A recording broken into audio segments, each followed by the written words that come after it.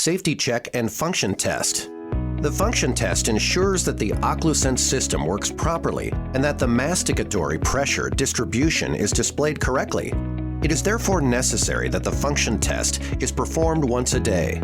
First of all, a visual inspection for external damages of the device must be made. If damages of the handheld, charging station, or test sensor are detected, for example, broken parts of the sensor lid, the device must not be used.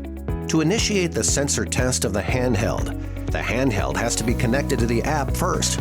Now go to Settings in the OccluSense iPad app, having your handheld and the test sensor ready. Now tap on Functionality Test Handheld. You will now be asked to insert the test sensor correctly and to close the sensor flap.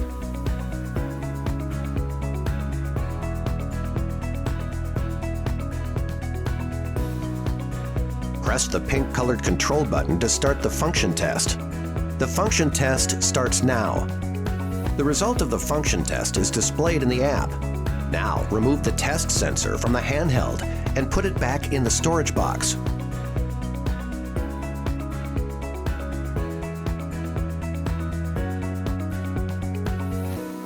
If the test is repeatedly negative, the device must not be used.